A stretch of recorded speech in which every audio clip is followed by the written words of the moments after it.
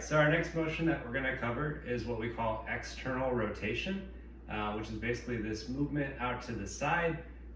Although when we combine it with some of the other motions that we had already covered, like shoulder flexion, it's going to allow us to really effectively be able to reach up and behind our head. So super important for being able to do our hair, doing things like scratching the back of our neck, or even fixing our collar, and just day-to-day activities, all the way up to our higher level athletes that really require that mobility and that movement in order to be able to do overhead sports like baseball and football. So for this one, just for the purposes of the video, I'm going to come around to the other side of the table.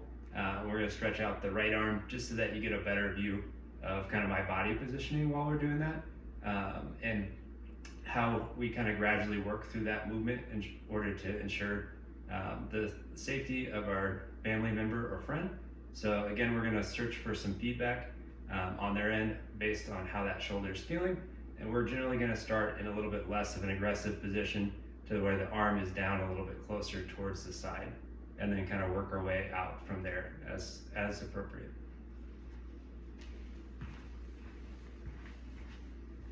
All right, so again, we're going to have our top arm just kind of gently grasp onto their wrist.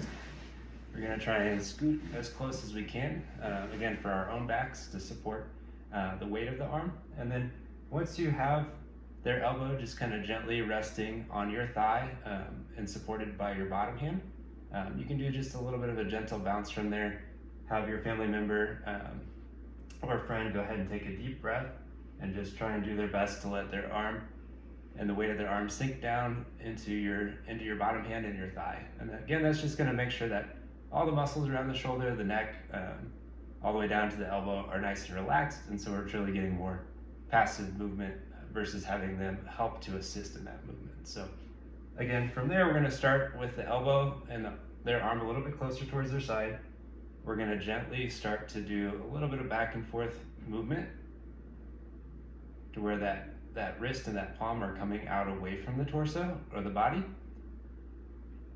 And again, over the course of 1 to 2 minutes, we're going to start to work our way a little bit further out from there. And I always like to think of the point of the elbow kind of as your point that you're rotating around. So it should stay in essentially the same position. So if you had your finger on the point of their elbow, the point of their elbow should not come off of their finger as you go. And this just ensures that you're getting rotation and you're not getting any movement of the actual arm from the elbow up to the shoulder away from the body. So again, work up to that point to where it gets a little tight, maybe a little sore. Get that feedback from your friend or family member as you go.